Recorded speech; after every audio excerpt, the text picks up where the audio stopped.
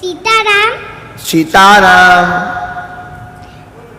क्या मेरा प्रश्न ये है कि जब रावण और राम जी दोनों शिव जी के भक्त थे तो फिर उन दोनों की दोस्ती क्यों नहीं हुई?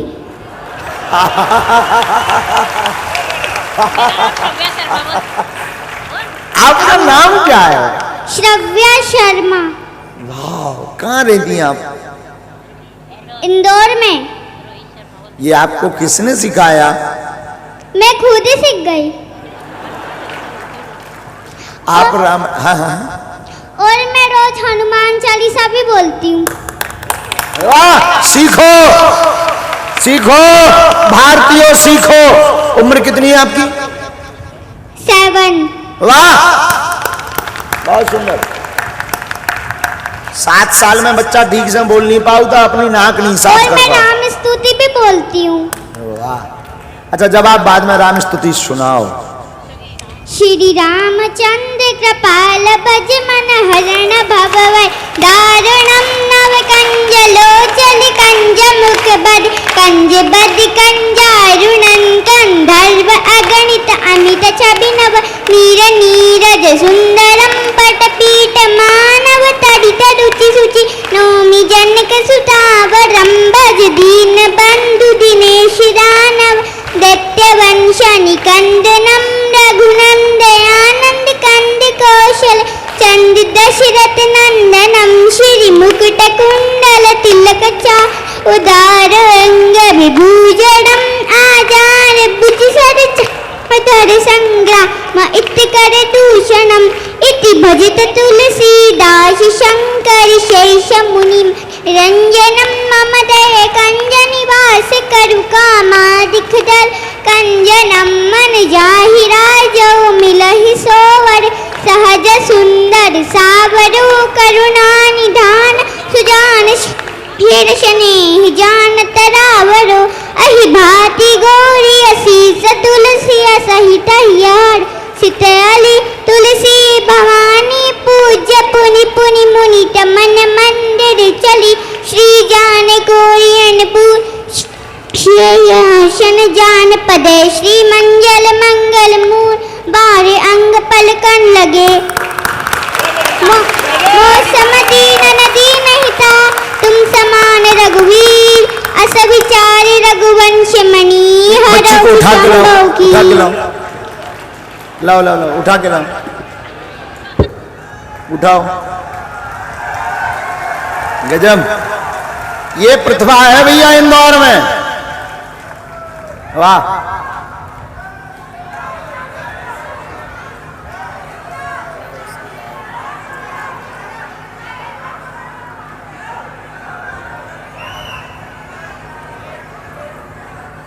यहां खड़ा करो।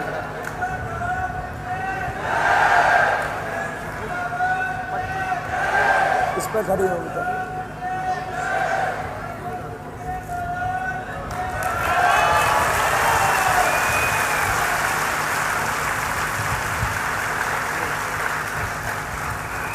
ये फोटो एक बार ताली बजाओ झूम के।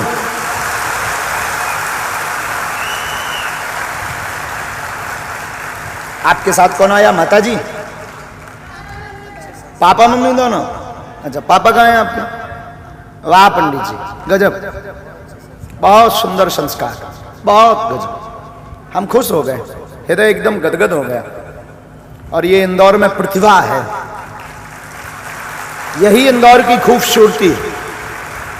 लोगों को लग रहा होगा कि इंदौर की खूबसूरती गार्डन बड़े बड़े मॉलों से है, बड़े बड़े भवनों से है, पर बागेश्वर धाम के दास की दृष्टि में इंदौर की खूबसूरती ऐसी बच्चियों से है।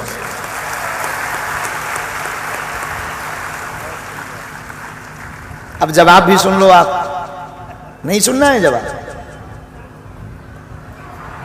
जवाब कैसा जवाब?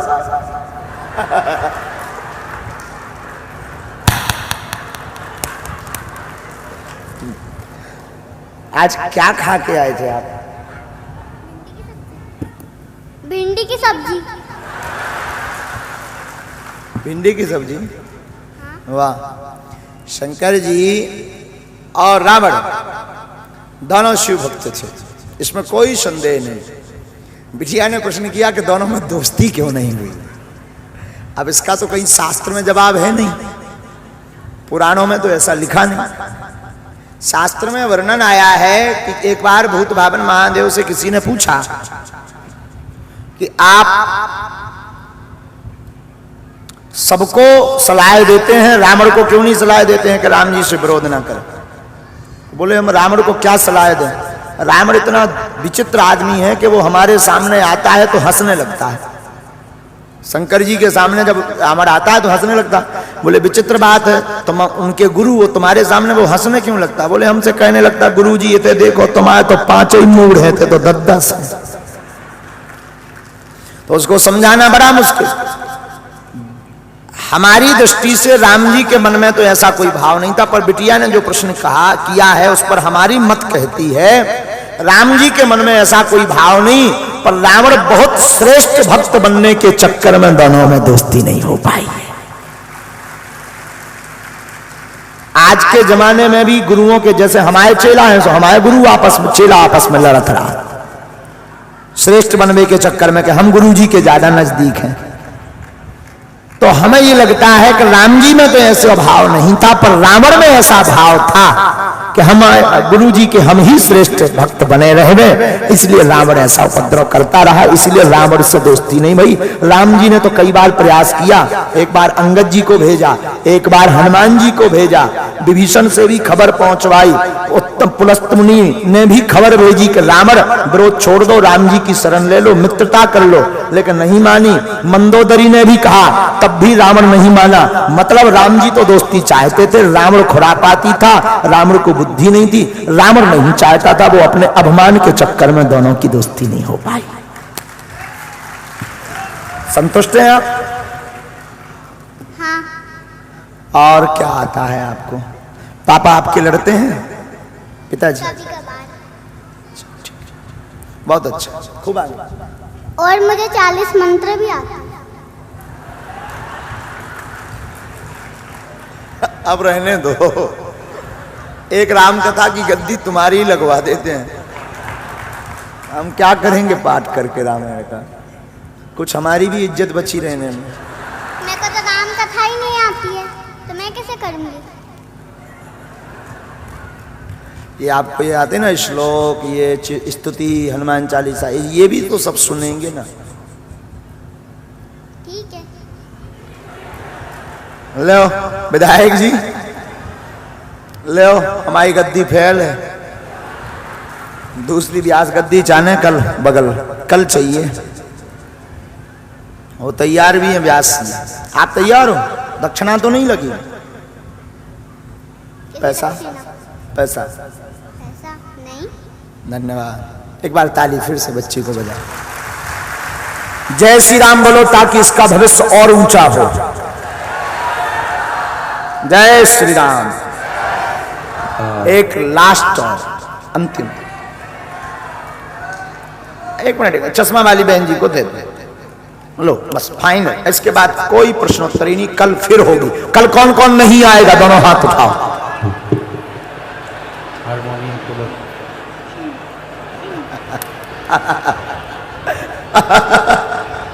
अच्छा उल्टा हो गया, आएगा कौन कौन? आज तो पूरा लास्ट तक, कल रोड जाम हो जाने हमें लगा। आज देखो पूरा नजारा अद्भुत, कल तो रोड जाम हो जाएगा। कल फिर आओ, कल धनुष बाण तोड़ेंगे। कितने बजे आना है? अब कल सीधा 4 बजे आना है, दरबार भी नहीं है, भभूति नहीं। बोलो क्या नाम है आपका? सीताराम गुरुजी। सीताराम जी। मेरा नाम ऋतिका रघुवंशी है। बोलिए। मेरा प्रथम प्रश्न ये है कि आदित्य योग तथा चांडाल योग क्या होता है, तथा मेरा द्वितीय प्रश्न ये है कि यदि परिवार में कोई शांत हो जाता है तो कितनी पीढ़ी तक का तथा कितने दिनों का छूतक माना जाता है? वाह सुंदर प्रश्न। कहाँ से हो आप? इंदौर से। इंदौर से। आदित्य योग और चांडाल योग, ये ज्योतिष में इसका वर्णन आया है। ज्योतिष के अंतर्गत कुंडली में भी चांडाल योग लगता है, कुंडली में भी चांडाल योग लगता है।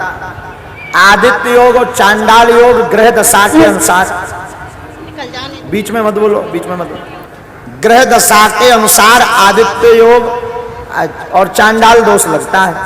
आदित्य योग कोई दोष नहीं है, आदित्य योग कोई दोष नहीं है, चांडाल जरूर एक दोष है, जो दोष ग्रह दशा के कारण लगता है। इनकी निवृत्ति के लिए आदित्य हृदय स्तोत्रम राम नाम का जप आप कर सकते हैं। आपने दूसरा प्रश्न किया था कि कोई शरीर शांत हो जाए कितनों दिनों तक सूतक मनाना चाहिए, कितने सालों तक और कितने दिनों तक, कितनी पीढ़ियों तक का माना जाता है? कितनी पीढ़ियों तक का? ये कोई त्योहार पर अगर सनातनी हिंदू के घर में कोई शांत हो जाता है तो जब तक उसी त्योहार पर किसी का जन्म ना हो तब तक का केवल उस तिथि का सूतक माना जाता है। और सामान्यतया 13 दिन तक, और अगर कोई घर का कोई विशिष्ट बुजुर्ग अथवा घर का मुखिया शांत हो गया तो मंगल कार्य के लिए 1 साल तक का सूतक शास्त्र विधि अनुसार माना जाता है। ये इसका जवाब, शेष चर्चा कल।